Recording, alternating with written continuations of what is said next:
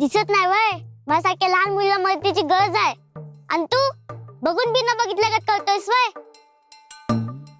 तुम्हाला काय म्हणलीस काय? नाही, या झाडा संघ बोलते. झाडा संघ? इथं कोणी दिसतंय का? तुझ्याच संघ बोलतीये ना मी. तुम्हाला बोलायचं नसेल तर आम्हाला देखील त्यात रस नाहीये. जर तुम्हाला तुमच्या वेदनेशिवाय काही दिसत नसेल तर नका थांबू. आम्हाला वाटलं होतं या जगात आम्हाला सगळे दोष देतील, परंतु तुम्ही आमच्या मनापर्यंत पोहोचाल. परंतु तुम्हाला तुमचा क्रोध अधिक प्रिय आहे. परंतु एक गोष्ट लक्षात ठेवा स्वामी, प्रेमाला जाब विचारण्याचा अधिकार असतो, परंतु समोरच्याचं म्हणणं न ऐकता त्याला दोषी ठरवण्याचा नाही.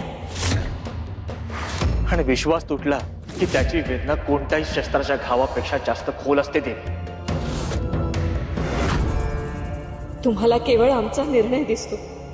आम्ही जे केलंय त्याने तुम्ही दुखावले गेले आहात हे आम्हाला मान्य आहे, परंतु आम्ही जे केलंय त्याने आम्ही आनंदी होतो असं क्षणभर देखील समजू नका.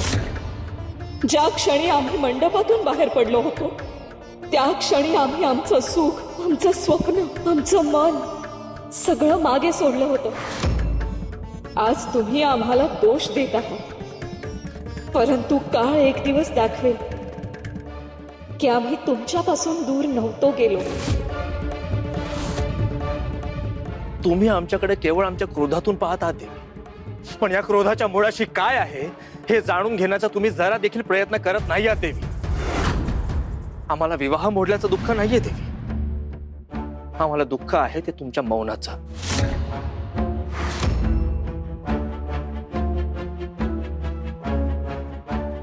ज्या नात्याने युगानयुगे प्रत्येक वादळाला तोंड दिलं त्या नात्याला तुम्ही एका क्षणासाठी विश्वास ठेवण्यास योग्य समजलं नाही.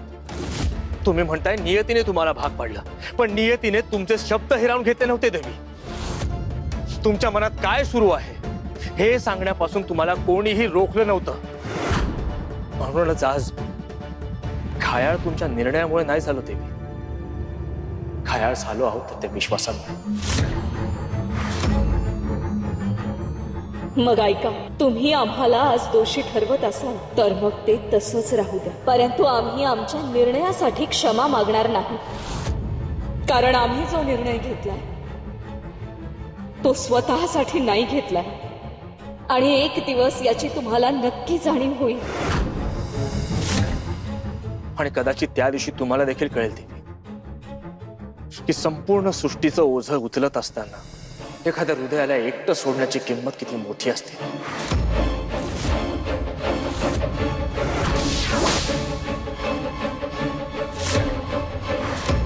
एखाद्या हृदयाला एकटं सोडण्याची किंमत किती मोठी असते.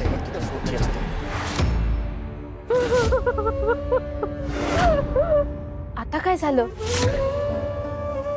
मला जाऊन पाहावं लागेल.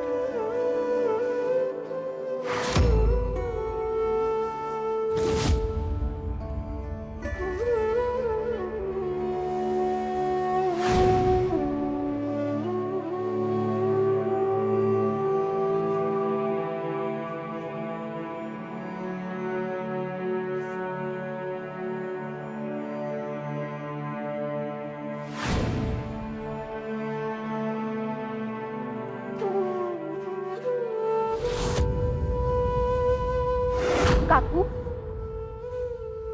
काकू, तुम्ही राहू द्या बरं, मी बघते. अगं समद नीट होईल ना ग. तुळजान महादेव समद इसरून परत लगीन करतील ना व. काकू, तुम्ही काळजी करू नका.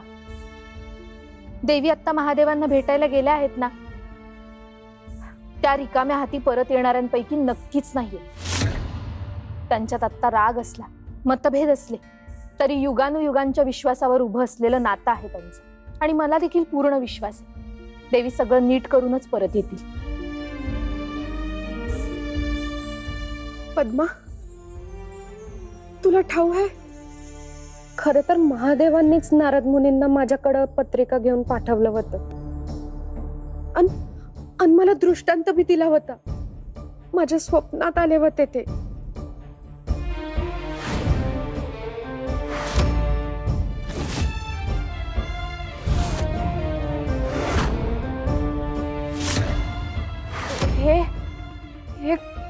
कुठं आले मी?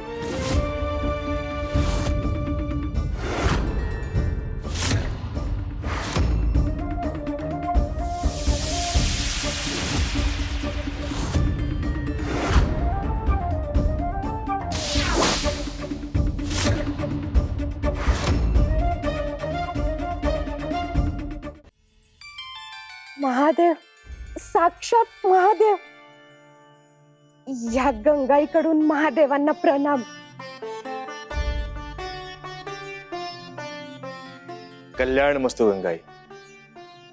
आता आम्ही तुमच्याशी जे काही बोलणार आहोत ते महादेव म्हणून नाही, तर तुमचा होणारा जावई म्हणून. माते, आमच्या आणि तुळजादेवींच्या लग्नाचे निमंत्रण तुम्हाला मिळाले असेलच.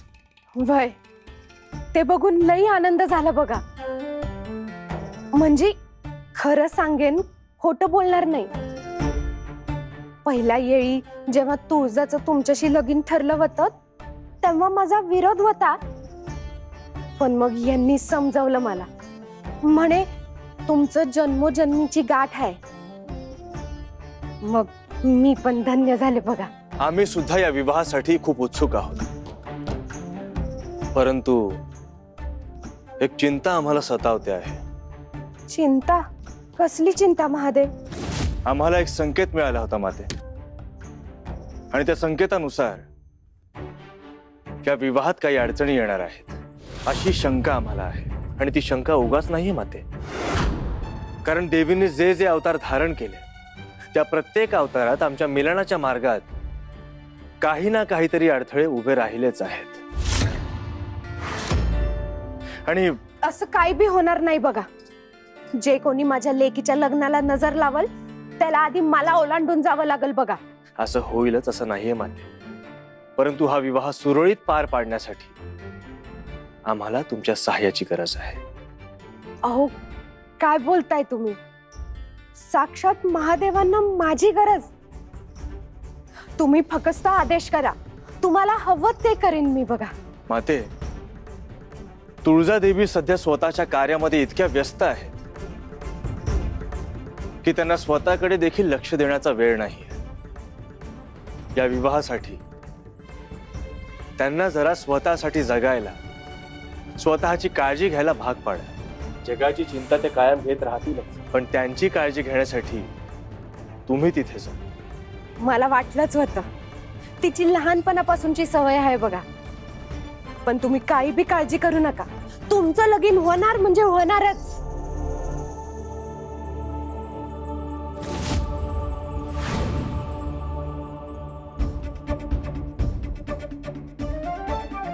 साक्षात महादेवांनी माझ्यावर ही जबाबदारी टाकली होती. त्यांना हे लगीन योग्यरित्या करायची इच्छा किती प्रबळ होती ना, मला माहित आहे. एक वधूची आई म्हणून मी दुखावले गेले आहेच, पण त्यांचा शब्द मी पाळू शकले नाही. या विचारानं आतड पिळवटून गेलंय बघ माझं. काकू, तुम्ही आता काळजी करणं थांबवा बरं.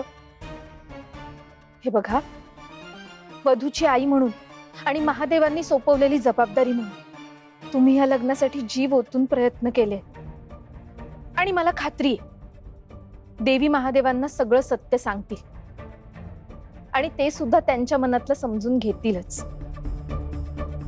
तुम्ही आता पाहाच, मला खात्री आहे देवी आणि महादेव आता सोबतच महालात येतील.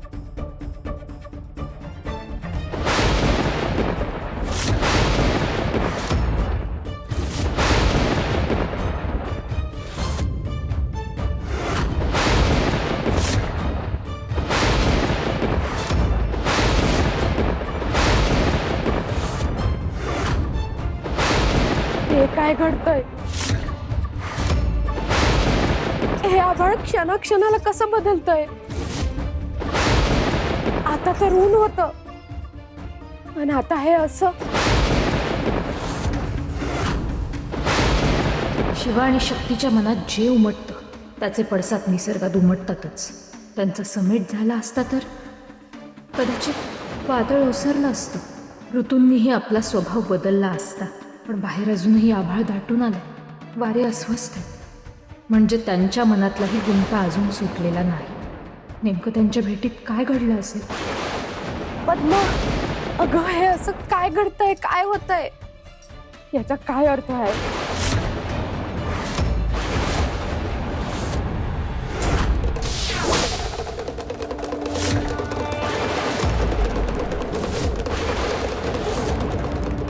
देवीनं जर हेच अभिप्रेत असेल तर त्यांची इच्छा पूर्ण होईल.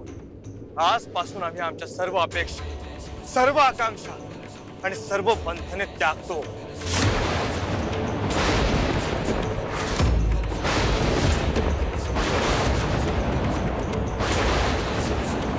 आम्ही अशा स्थळी जाऊ जिथे आमचा ठाव ठिकाणा कोणालाही लागणार नाही, ना देवांना, ना असुरांना, ना स्वतः देवीला.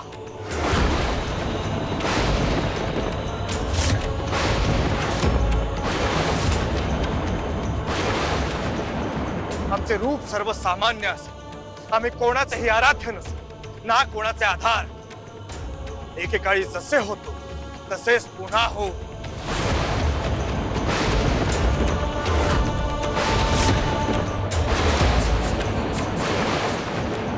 वैराग्य हेच आमचे वस्त्र असेल आणि एकांत हीच आमची सोबत.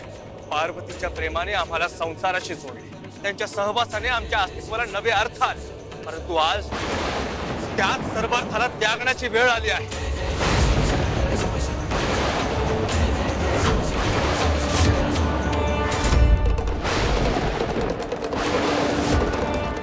आम्ही भूलोकावर माणसांमध्ये राहू, परंतु त्यांच्या सुखदुःखांपासून तितकेच दूर राहू जितके अवकाश धरतीपासून दूर असते.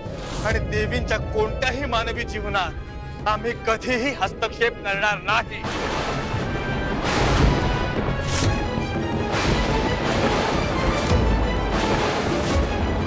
त्यांच्या या अवतार कार्यामध्ये आमची कोणतीही भूमिका नसेल.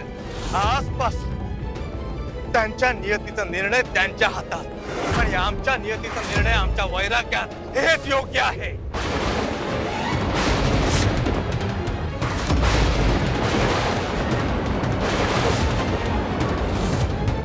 कदाचित हाच आमच्या प्रेमाचा शेवटचा त्याग असेल आणि हाच आमचा अंतिम संकल्प.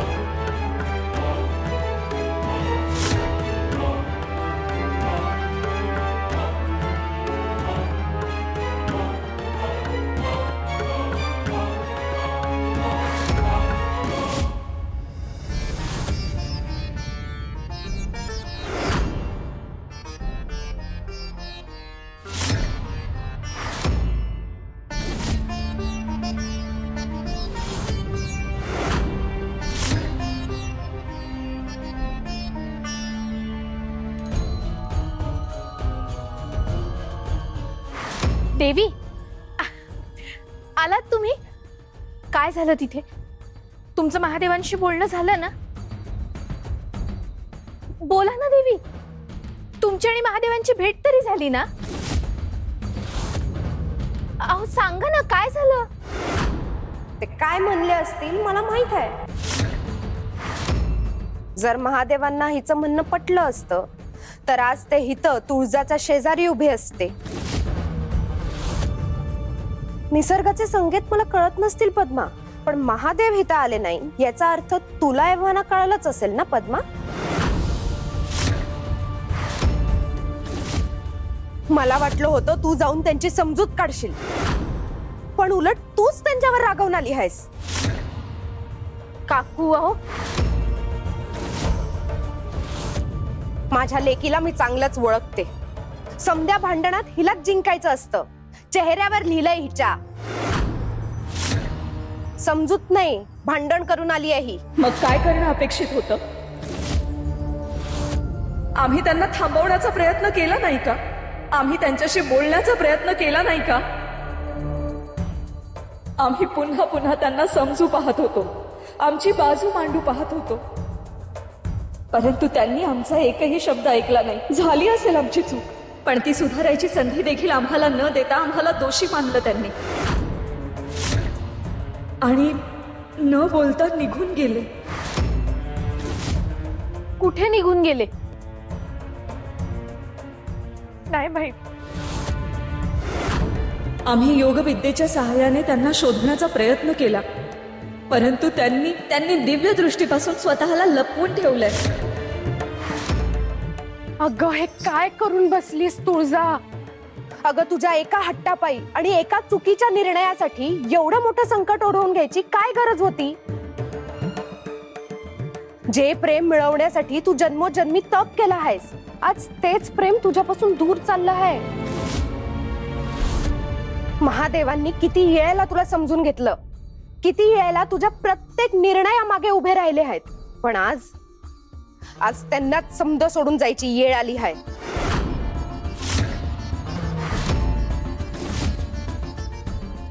देवी, देवी, देवी थांबा. काकू अहो, देवींनी दालनाचा दरवाजा आतून बंद करून घेतलाय. स्वतःला कोंडून घेतलंय त्यांनी. करू देत तिला जे काय बी करायचं आहे ते. एकदा स्वतःशी बोलली की तिचं तिलाच कळल की तिची काय चूक झाली आहे ते. अहो काकू, काकू, तुम्ही म्हणताय तसं चूक देवींची असेल ही, पण शिक्षा मात्र सगळेच भोगतात. मला भीती याची वाटते की या बंद दालनाआड देवी एखादा असा निर्णय घेत नसतील ना ज्याचे परिणाम संपूर्ण सृष्टीला भोगावे लागतील. तुळजा साक्षात तुमचं रूप आहे आदिशक्ती. तुमचा अंश आहे, पार्वतीचं प्रतिरूप आहे. मग तिच्या सोबत हे सगळं का घडत आहे? एखाद्या सामान्य स्त्रीप्रमाणे तिला दुःख, विरह, गैरसमज आणि अश्रूंना का सामोरं जावं लागत आहे? हे तुम्हाला थांबवता येणार नाही का?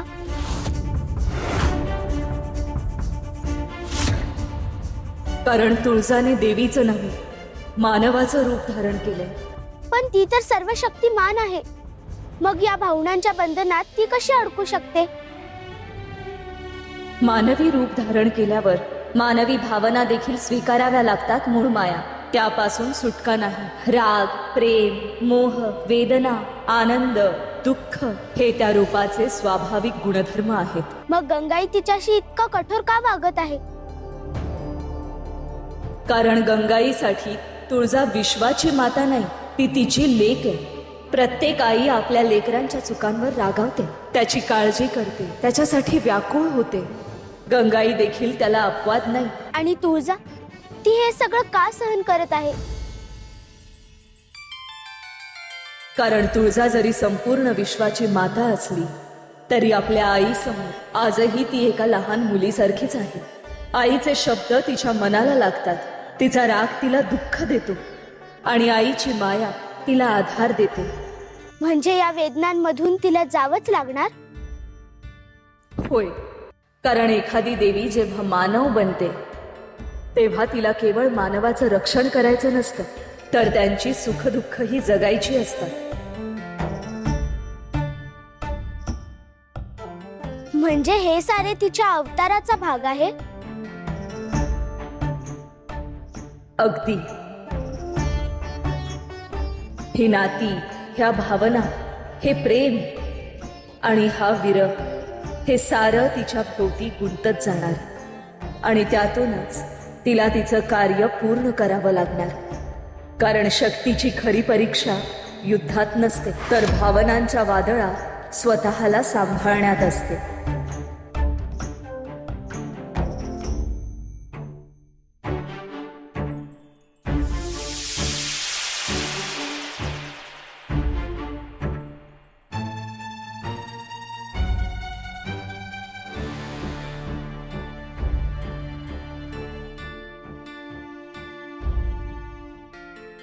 हे काय आहे? या भावनांच्या धाग्यात गुंतल्याशिवाय फुलपाखराला त्याचं खरं रूप मिळत नाही. तसंच तुळजाचंही आहे. तिच्या आयुष्यात हा भाग्यकुंभ योग आला आहे. जेव्हा तो काळ येईल तेव्हा तिला तिच्या अस्तित्वाचं, तिच्या सामर्थ्याचं आणि तिच्या खऱ्या रूपाचं ज्ञान होईल. परंतु तोवर तिला या मानवी नात्यातून, ह्या वेदनेतून आणि ह्या भोगातून जावंच लागेल. कारण हाच तिच्या नियतीचा मार्ग आहे आणि हाच तिच्या जागृतीचा.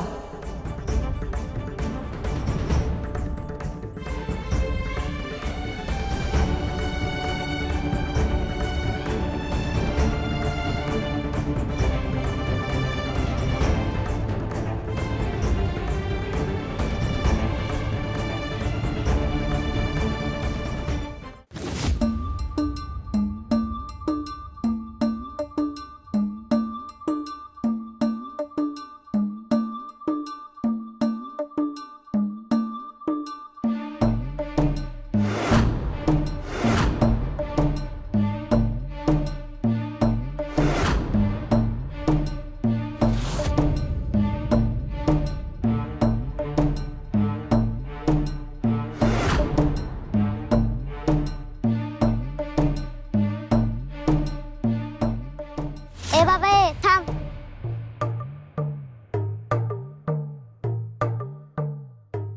दिसत नाही वय माझ्यासारख्या लहान मुलीला मदतीची गरज आहे आणि तू बघून बी न बघितलं का करतोयस वय?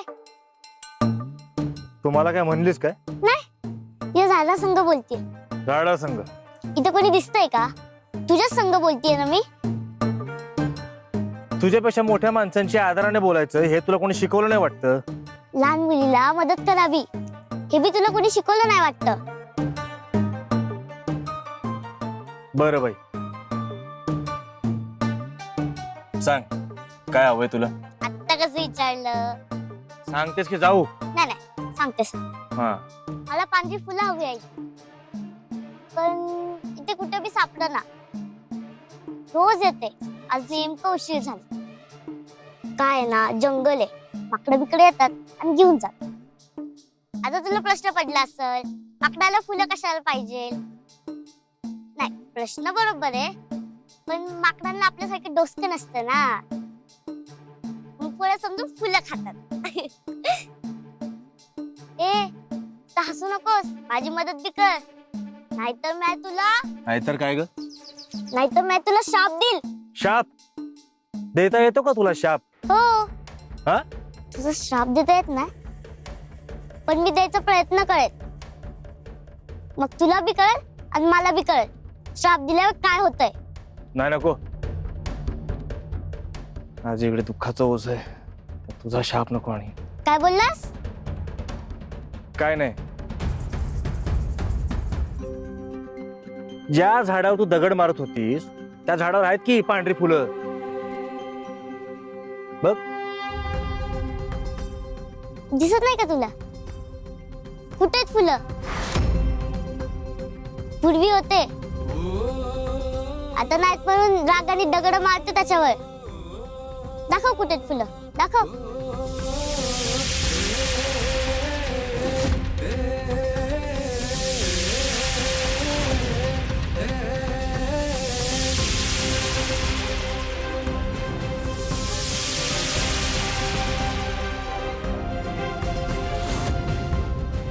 मला तर दिसतायत, पण तुझ्या डोळ्यांना काय झालंय काय?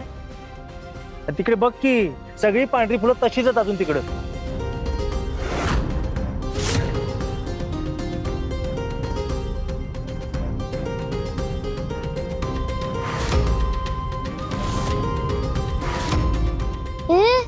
हे असे कसे आले? का माकडांनी परत आणून ठेवले काय? का माझ्या डोळ्याला काय झालंय?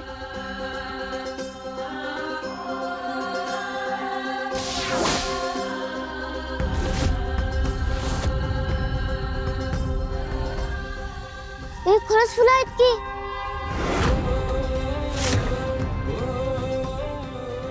आता यो कुठे गेला?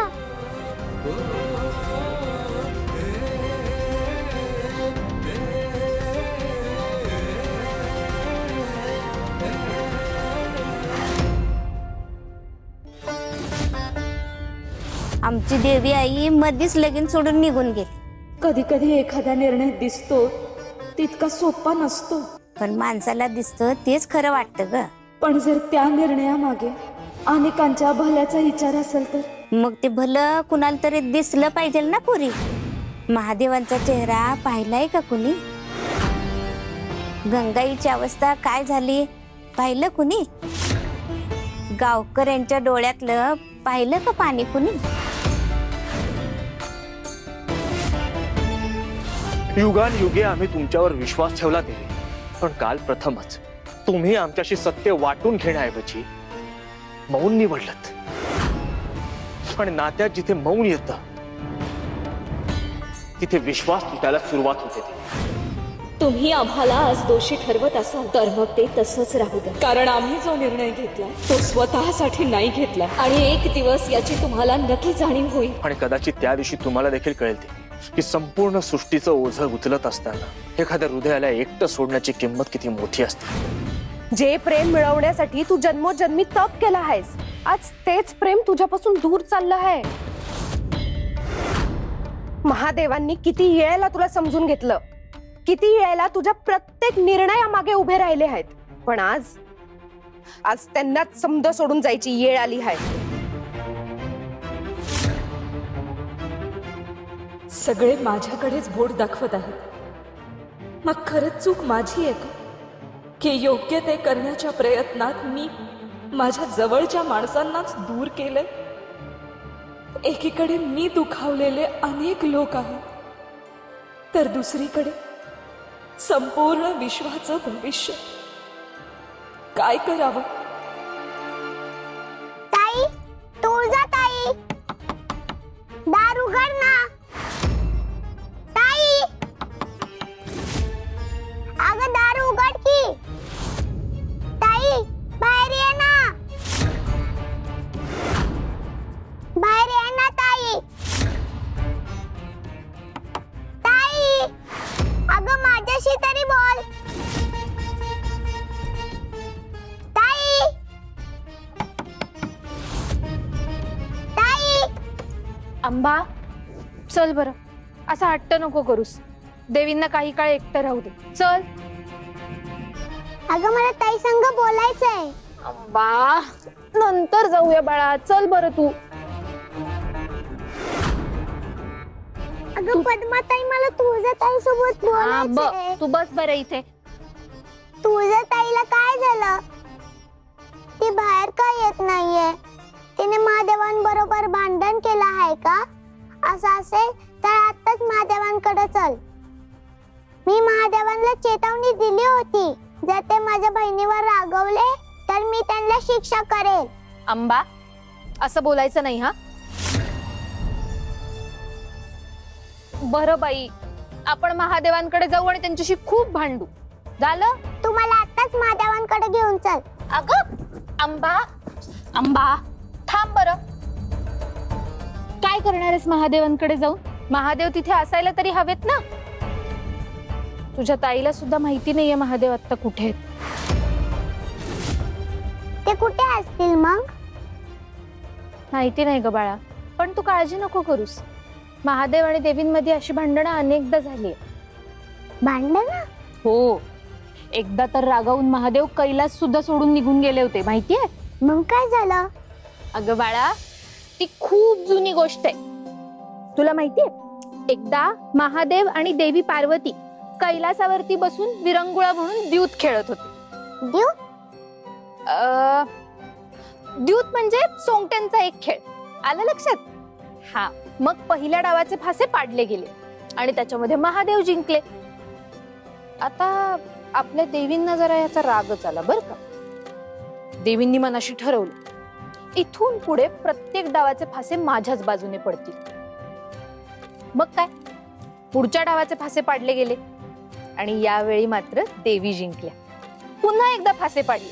यावेळेला सुद्धा देवी जिंकल्या. असं करत करत महादेव एका मागोमागे एक डाव हरायला लागले. अगं, आधी त्यांचे दागिने गेले, मग त्यांचे गण, नंतर तर नंदी महाराज सुद्धा गेले.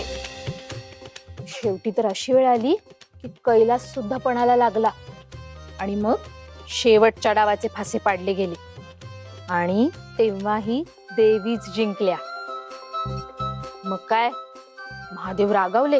ते म्हणाले, आता जर कैलासच माझा राहिलेला नाही तर मी कैलासावर कशाला राहू, आणि रागावून कैलास सोडून निघून गेले सुद्धा. सुरुवातीला देवी म्हटल्या जाऊ दे त्यांना, पण नंतर मात्र देवींना त्यांची खूप आठवण यायला लागली. मग त्यांनी कठोर तपश्चर्या केली आणि अखेर त्या महादेवांपर्यंत पोहोचल्या.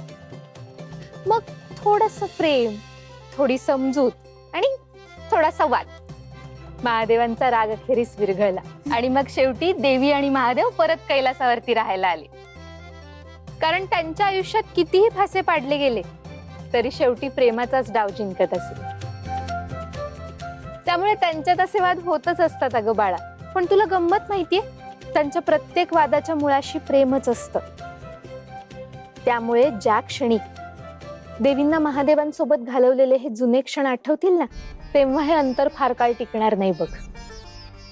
आणि त्याच क्षणी त्यांना कळेल की हा वाद म्हणजे त्यांच्या प्रेमाच्या खेळातील आणखीन एक डाव आहे. आणि मग काय हा दुरावा टिकणार नाही. कारण फासे कितीही वेगळे वेगळे पडले तरी शेवटी महादेव आणि देवींच्या सारीपाटाचा डाव हा एकाच चौकटीत येऊन थांबतो. आता फक्त देवींना ही गोष्ट आठवली पाहिजे म्हणजे झालं. मला ठाव आहे तुझ्या ताईला याची आठवण कशी करून द्यायची. अंबा, तुळजाताईला त्रास होईल असं काहीही करायचं नाहीये. हा, मला सांग बरं, तुझ्या डोक्यात नक्की काय शिस्त आहे?